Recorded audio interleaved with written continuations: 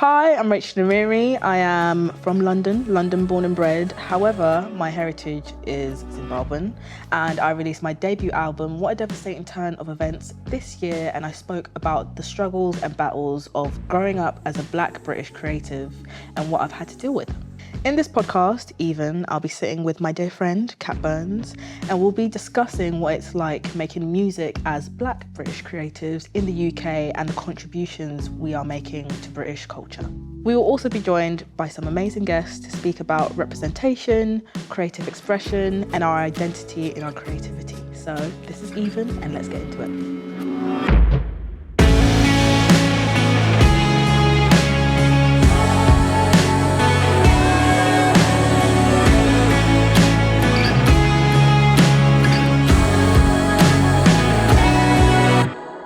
We are now sat here with a legend in our midst. We have Shingy. Thank you so much for joining us to be a part of this conversation. Thank you for having me, Joel. Thank you so much, Empress. Thank you, Queen. What I find, which is always a fun story, is when I was younger in Croydon, obviously being Zimbabwean, you're Zimbabwean, you and my sister literally have the same name. And I remember wanting to be a musician, and my mum literally knows not much about music. She definitely knows Adele. She definitely knows like Ariana Grande, like the huge ones. But other than that, she doesn't really know too much. But I remember speaking about you, and she was just like, oh, she's amazing. She's from Zimbabwe, you know, she's from Zimbabwe. And that was my moment of being like, hell yeah. And I think everything that you've achieved and done, especially as a Zimbabwean girl looking up to you, it's just, yeah, it's legendary, because I don't think there's any other Zimbabwean musicians who've even achieved anywhere near what you've achieved. So it's almost like this is a massive privilege to have you right here, and I'm very grateful that music has brought me to a place where I can have you right here. So thank you very much. Thank you so much for acknowledging me and reminding me, like, it's a dream come true to be reminded of like why I actually did this, because like you said, there weren't many references for me of women of colour in the alternative, not just, in fact, even to say the alternative music space is limiting it. I mean, you know, women of colour that were allowed to see their imagination go to its full fruition in their music, women who crisscrossed over genres, who broke the rules, who brought their own kind of sense of authenticity and, you know, even played instruments. So I was like, I need to do this, because one day I don't want like someone to be like, oh, I want to do this, but I don't have any references that look like me, that make it look like it's possible. So everything that you're saying, it's giving me like tears of joy. Oh, yeah. What a queen. Wow, so Thank you, Rachel. that's really interesting that you say that. I wanted to ask, obviously, so this year you both have put out your debut albums, so early 20s, and Devastating Turn of Events. So if you take it back 17 years ago, what's the time, Mr. Wolf? Yes, That was 2008. Yeah. Debut album Yeah. with the Noisettes. That's like, I would amazing. love to hear the process. As you say, there weren't many references for you, even less so than we'd have now. So it'd be great to hear kind of like the process of making the album, releasing it, and then seeing if you guys actually draw any like comparisons or differences, even though it was such a time ago.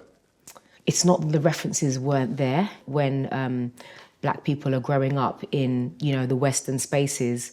Those references of the true contributions to these types of musics are just hidden, right? So I grew up thinking, nobody was playing me Betty Davis. I had to go and find her. No one was telling me about Sister Rosetta Tharpe. I had to go and find her. I had to then realise things like, you know, she was the one that was inspiring, you know, your Eric Claptons and, you know, that huge like British blues rock scene, like in the sort of 70s that, you know, birthed some of the biggest bands. There's a lot of focus in the mainstream industry on creating a very big lineage of white male musicians. You're told who your staples are. You're told, okay, you need your staple is like Beatles, it's the Who. Then they tell you about the Gallagher brothers. Then they tell you about, Britpop. Then they tell you about this. But what they don't tell you about is, unless you got that curious mind and you're lucky enough to have that kind of curious spirit and you really love music, because I do actually feel like, it's not, sometimes it's on us to kind of also discover music as music lovers and just not accept the narrative that someone gives you and say, okay, this is the way it is. Because what I was thinking was like, when I was growing up, I realized that a lot of the, and I had like Bob Dylan records, like I had like all these amazing records. I was into my prog rock and I was into my, I'm very wise on who those people are. But I just felt like I could feel the root of soul in that music, in guitar music. I could feel the root of gospel. I could feel the root of jazz. I could sense, I could smell it. Yeah. You know what I mean? It's in me, it's part of us, our culture. I could feel that, behind every sort of finding that behind, a lot of psychedelic bands that, Betty Davis was the stylist for like Jimi Hendrix or worked with like Miles Davis and, and to find that a lot of white British musicians were inspired by people of color. That's what led me to go, oh my gosh, like maybe it's part of my job to write us back into the story where we've been omitted. A lot of later black women on these like big songs but aren't credited or aren't basically pulled to the forefront. Also, if you look at their like legendary tours, you're seeing like black women like really leading these vocals, and it for some reason they're not reminded. Shout out to Denise Johnson, who was a huge singer from Manchester, who put a lot of these bands on and supported all of these bands for so many years, and unfortunately I don't think she got as many flowers as she deserved while she was here. So it's interesting you say that, like, the references are there, we're just not, you have to go and find them. Or like, for example, with Sister Rosetta Tharpe, me and Dan decided we didn't decide, accidentally, a song just came through us, we just called Sister Rosetta. And I was just listening to like quite a lot of blues, a lot of psychedelic stuff at the time, and just finding, wow, like, there's so many brown people on these scenes, even if they're not the ones that we're told were the biggest stars of. So I think lineage is really, really important. And if you got the chance to pay homage in some way in your music, like the black music tradition is very oral and we pass things down.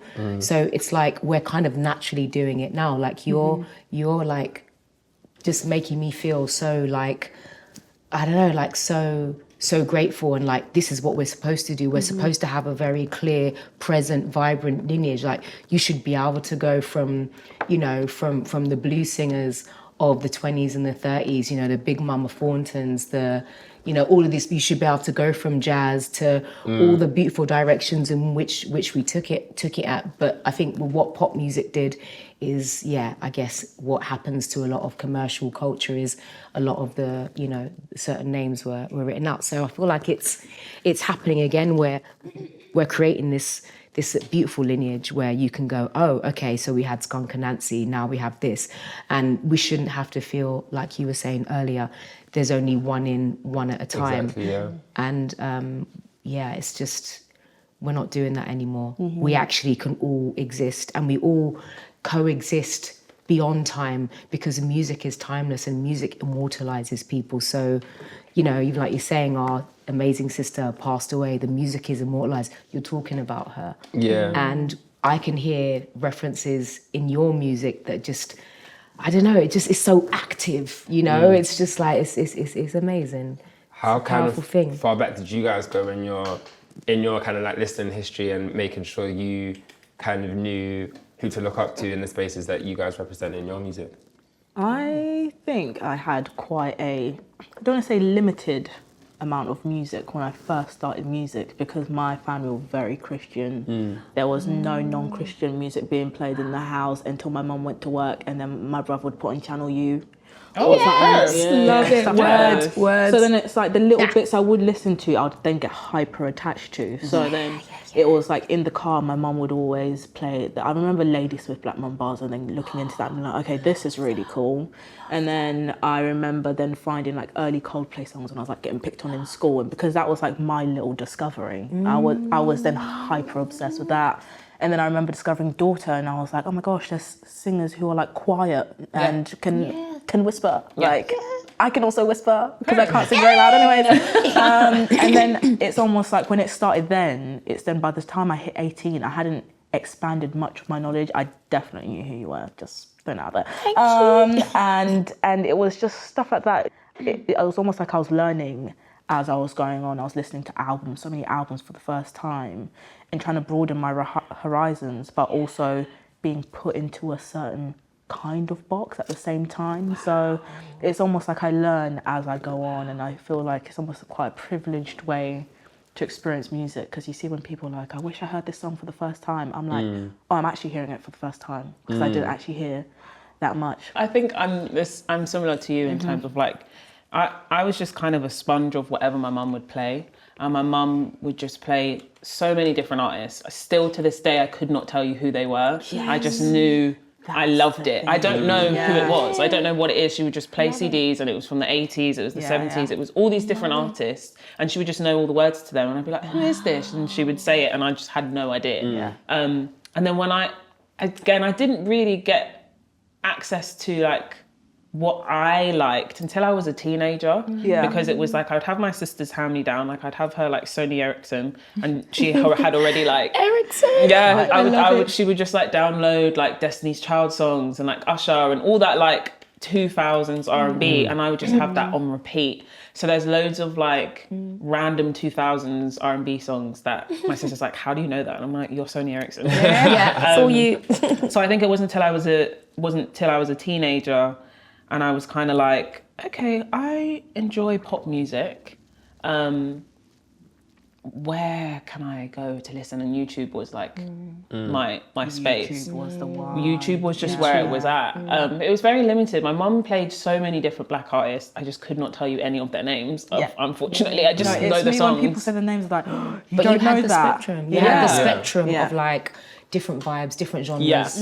Exactly. And my mum really, she loves so many different types of genres of music. So she would be playing so many different types of genres. So it made me feel free enough to be like, wow, I really like this little ginger guy playing the guitar. Talking about small bump on board. And I'm like, this is fab. I want to make stuff like this. This is really good. And then when I heard Fast Car, and when I heard all of these beautiful, that was one. That was a big one for me as well. When I found India Arie, that changed everything for me. And to know her personally now and just know how lovely she is, like, that's crazy. We have a song, it's called Healing. And how did that come about? Like, wow. And why do I not have it on my laptop? I think you'll love it. I think you'll really like it. It's like affirmation-y kind of song. Well, I back in 2020, I was covering anyone and their mum, to be honest, and I was covering a lot of India Arie. And she heard the cover and she DM'd me and she said, I think you're amazing. You remind me of me when I was like at the start of my career. If you ever need any help, if you want to do a song together, I'm here. Wow, that's insane. And I was just like, yes. And then when I wrote Healing, I was like, this is just India Arie. Like, she just has to. So I sent it to her and she was like, love this. And then it was all digital. She just literally, she just sent back her verse. And to have like one of my biggest inspirations literally give me that sign of approval of just like, love what you're doing. Please never stop what you're doing, because I see myself in you. And that was just like, and now I'm like, okay, I'm gonna keep, even if it gets hard, I'm gonna keep going, because if the people I love have given me that stamp, I'm like, okay, I can do it. Yeah. Just looking at this table, I'm seeing a very like wide spectrum of blackness, which is amazing. You guys have all your like individual style. You all make different types of music, which I think is so important, especially in a small island like the UK that can, sometimes try and box what blackness us is. all at into one times. spot and try and say me and her are the same. They can come sit on. and Look say at all us. of us are the same, and look how different. Look at us. Yeah, Come or they'll on. say, yeah, Cameron. yeah, one camera. you They'll be gotta like, rap they'll with be like, us. wait your turn. They'll be like, oh, Leanne's working on a record, so do you mind just parking your guitar for a minute? Oh, sorry. Yeah, just like It's mental. It's It's like we're one of- so different. Yeah. And what I love just- though, I love the fact that we're able to all be here and show that there is space for all of us. Yes. Because I think the problem that we have is that society and the music business in the past has done a really good job at making us feel like we're in competition with each other, so then we don't feel like we can support each other. And if we see each other, it's like, okay, well, I can't really, I don't want to show that I support this person. And so it's nice that we're all loudly supporting each other, because that's all I ever want to do is just Same. be loud. I've got a question. Do you feel like when you started with like your debut album, do you feel like maybe not so much did you feel like you were put against other black female artists or other female artists in general, the same in a more competitive way? Because I feel like maybe it's different because we've made an effort to try and be friends with lots of artists. Yeah. But do you feel like your blackness almost made everything a competition, or? there were certain budget allocations that other artists in other genres of other races and of other genders got that there's no way that I would have got in the UK. But for some crazy reason, by the crazy luck, we were actually, nobody wanted to sign us in the UK. I feel like, you know, those sort of like tropes of like too much, intimidating, scary. I mean, I was playing bass and played bass and lead vocals. You know, you've seen the flex. Yeah. So I saw you dancing on like a balcony. I said, "Girl, yeah, so I said this is terrifying. I wish I had that." It was too. There was too much vibes for the UK scene at the way it was at that time to handle. It was Tetley times. Do you know what I mean? It was like... It's crazy you say that, because it also feels so British. Like, listen to music feels so British. But you know who heard that and who loved it was Motown Records. The Americans, this lady called Jolene Cherry was just like, she saw a picture of me. I think we were busking after a gig we did at in Brighton, and I was like hanging upside down off of a carousel just for fun with my guitar.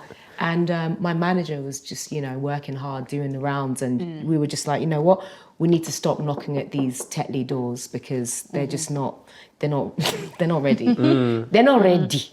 So she went and just really, really did her best to showcase what we were doing, and they got it. And it's so funny how you would find, I think a lot of the time during the kind of mid-noughties and into the naughty, whatever you want to call it, noughties, a lot of us have found our support by going to America first, as you said, with the India Arie track.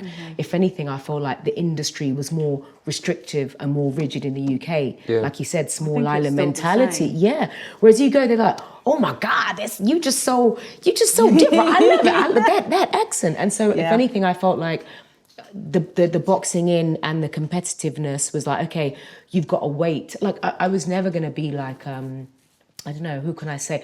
I guess a lot of the singers that came before me that it would have been easier for them to see because of my skin colour would probably be like, I don't know, Beverly Knight or Jamelia. There's no way that I was gonna, like, we're all different, as you said, Skin obviously came before me as someone that I could really, really look up to as well. But we ended up making that record in Sausalito. We went on a journey where we were not recognised and supported or signed in the UK. And then we went to America and then got promoted here. So a lot of people thought that we were American. And then I'll do like interviews of like Q magazine. The vast majority of my monthly listeners are from America. Isn't it interesting? Yeah, which is nuts. In lockdown, I was in Atlanta for 3 months. And I kind of fell in love with that place because I felt like, basically I would go for a run every day on this thing called the Beltline. It's like a long trail park. And obviously Atlanta's a very black town. Atlanta. And as I'm running, I'm seeing, They call it. like, I'm seeing roadmen, I'm seeing like black skater dudes, I'm seeing like black punk rockers. I'm eclectic. seeing like Yeah. black gay people, and they're also mixing as well. And you're just getting like a full spectrum of blackness. And they can all be in one room, and they can all party in the same party and all of that stuff. And I found that was so beautiful. Do you think that sometimes in the UK, even within our like own community, we don't sometimes like recognize how wide our spectrum can actually be? And do you think that's why Child, that is in a big America, conversation. it's like, I feel like we do, and we know that actually I think the key to our sound as well is the fact that a lot of us have this direct connection with our mother countries. So the Caribbean community knows like, okay, this auntie's from Jamaica, this one's from Grenada, this one listens to Calypso. We grew up with so much like African music, Caribbean music, Afro Latinx, if you what you want to call it, the reggaeton.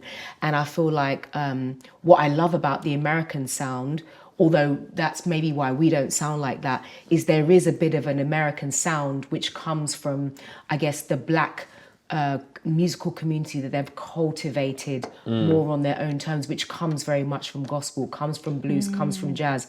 Whereas we've had access to that, but then we've also had access to Fela Kuti, King Sunny Ade, as you said, Lady Smith, Black Mambazo. We've also had UK garage. We've also had, as you said, like, you know, we've got spoken word. So I feel like we have our own thing and we are very powerful, but maybe sometimes what's limited here is that it hasn't been accepted here to be as it is. I think sometimes what inspires me about Americans or African Americans is that obviously we all have traumas in different ways, but their story is so different in one way. And I think as much as African Americans are African, their American roots, which were forced on them with slavery, has built them. They've been able to build a foundation of themselves with a level of hunger and a level of boldness, which I don't think Black Brits have in the same way. So for example, I think British culture is very like, you keep it very like, oh, if someone was like, are you a singer? I'll be like, yeah, I'm a singer, I do music, keep it very like chill. And then my friends will be like, she's a great singer. But then in America, they'll be like, I sing, I do this, I do that. This is where you can find my music. This is this. And it's almost like the confidence they have in what they have. You have to be there because it's such a big place. Yeah. You need to back yourself and be loud about it. Yeah, and I think I because of what African Americans being that bold about who they are and not letting people take their identity and make their identity for them anymore. They've built something where it's so bold that you have to listen. And I think in a way the UK, I'm like, that boldness, we got to try and bring it over here in a way to allow try and people to feel like they can be bold and not punish them. They build their for it label. as well. There's labels where the CEOs are black, like their businesses are like, it's black owned, this is black owned, X. It's like having that, like, we are bold and strong in who we are and how we are as people is inspiring to see, especially because a lot of my fan base are also from America and seeing the way they champion. There's been many times I've gone viral and Black African American and Black American fans have been like, we need to support this woman. And I'm literally not from America. And they're like, she's amazing. She needs to do this. She needs to do that. And it comes vastly from African American fans. So, it's coming for us though, because I just think they've had a bit longer. Do you know, like maybe, I mean, arguably, we've been here apparently for like, 3 generations, since Windrush, maybe 4 max.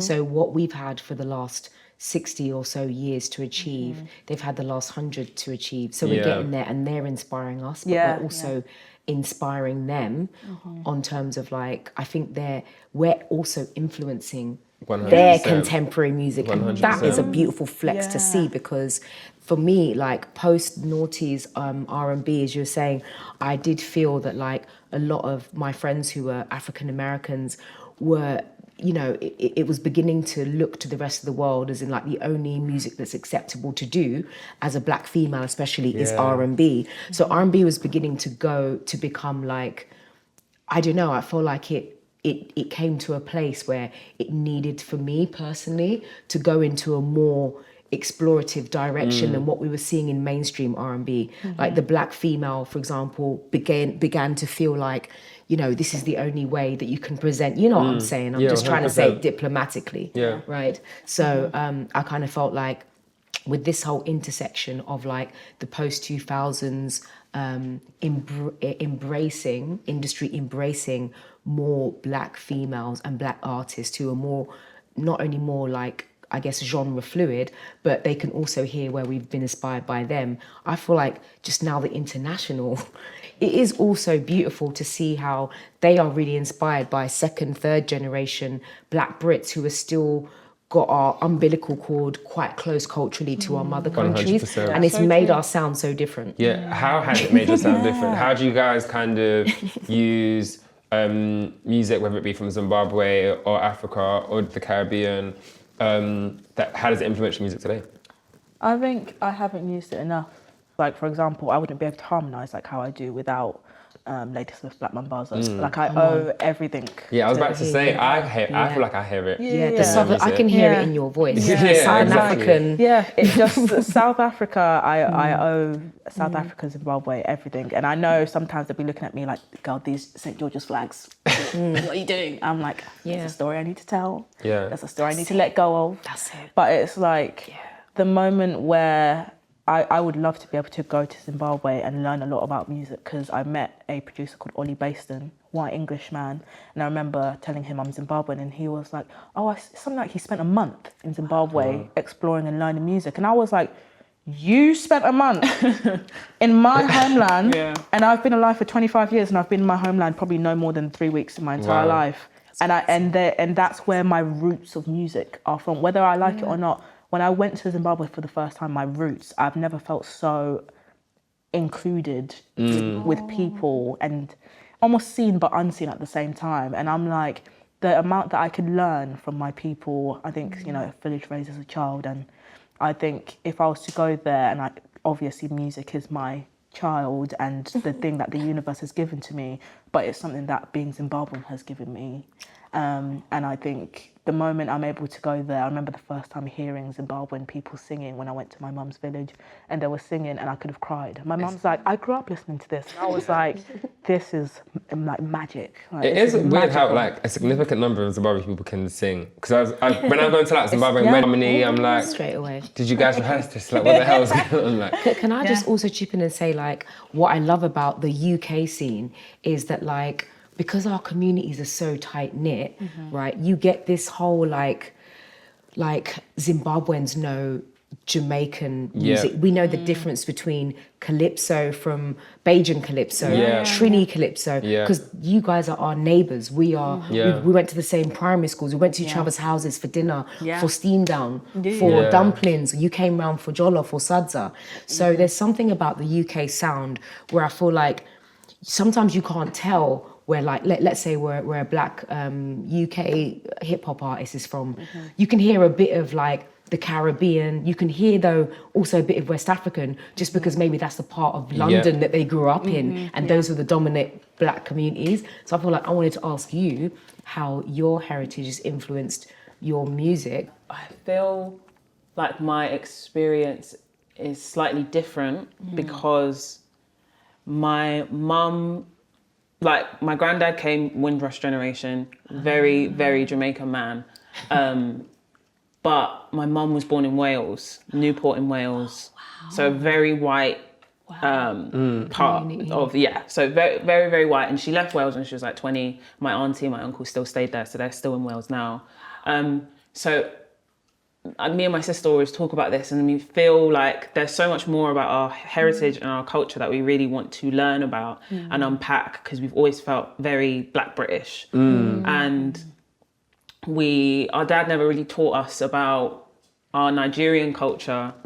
So we never really, like, it's only sort of now that he's passed away that we've gotten closer with our cousins from that side, and we're just learning even more about food and so much stuff. So my mum lived back in Jamaica for like 5 years when she was a teenager, and she said that was the best time of her life. She loved it. But they always would call her the English girl and make her like feel kind of othered when she was there because she had her British accent. And when she came back, she was like, I really want to find a sense of community, and I'm not going to find it in Wales. I'm only going to find it in London. So I need to move to London and find Black people.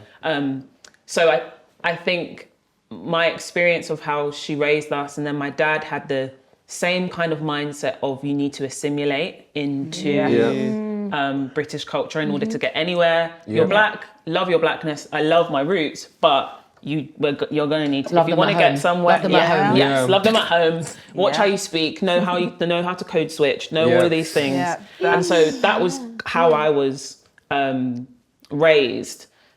So now I'm older and I've got more control over just what I give myself access to and the books that I read and the history that I deep dive into.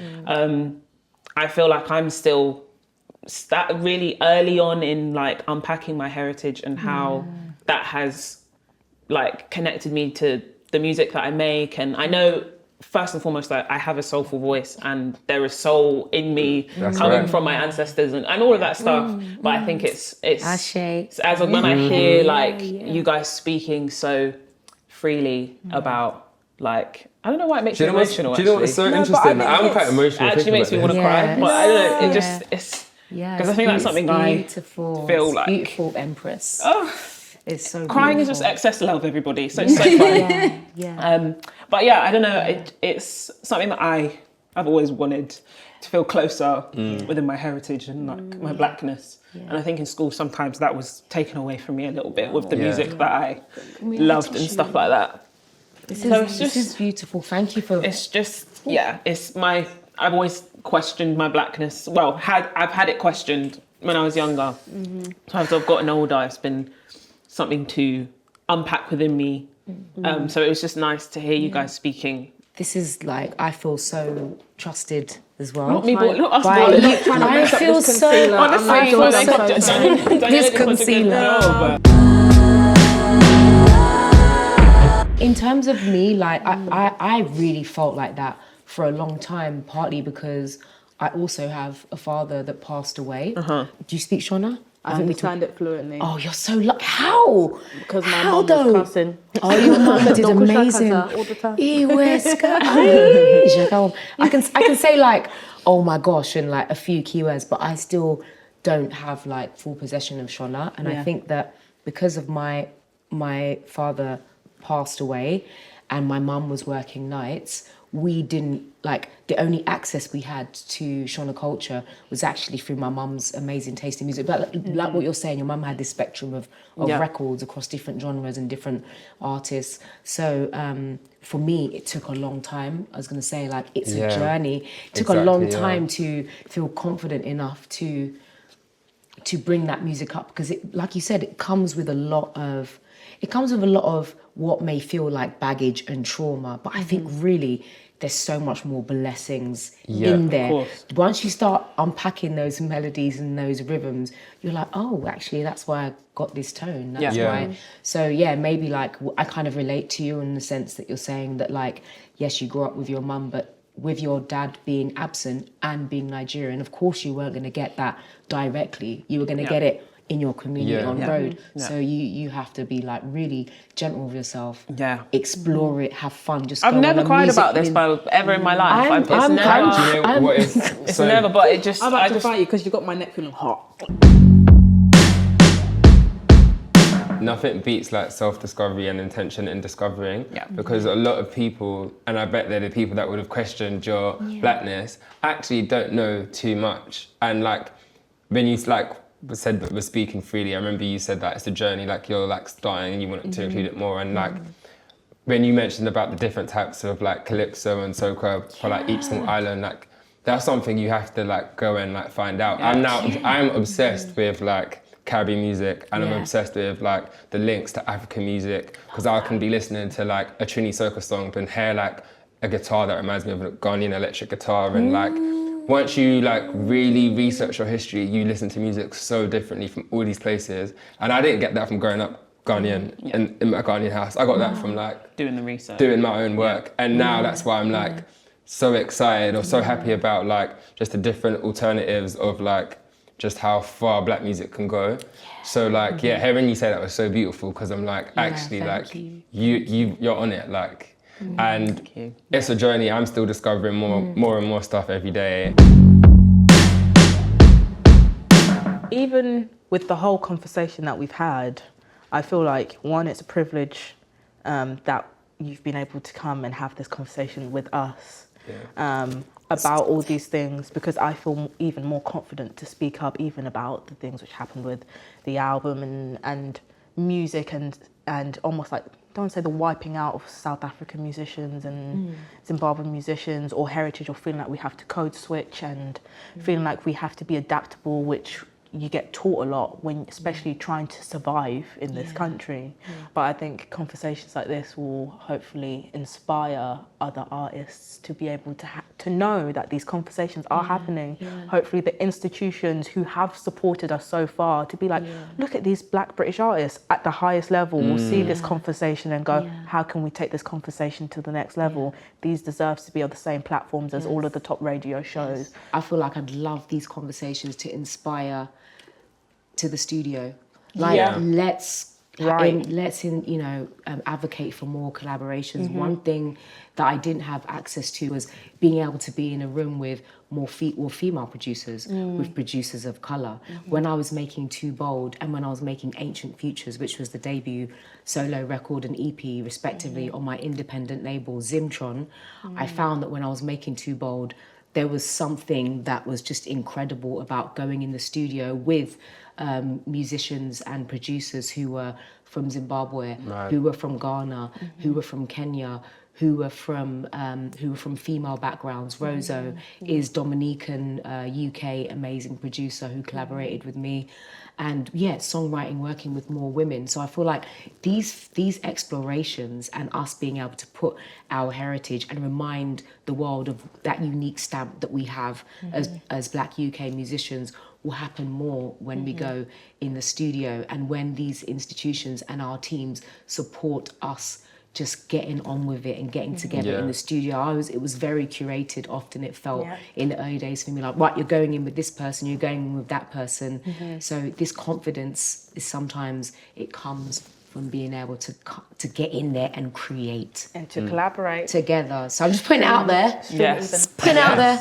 Sowing the seeds. Stream even, just putting it out there. Stream even. But these conversations keeping on happening, hopefully for the future. When we had Khadija, who's from Brit, I pray that with these conversations happening, she will have to spend less time having to fight to prove why she belongs to exist as a Black woman, and can spend more time having the freedom to collaborate with other Black women doing what they want and not having to go through this battle.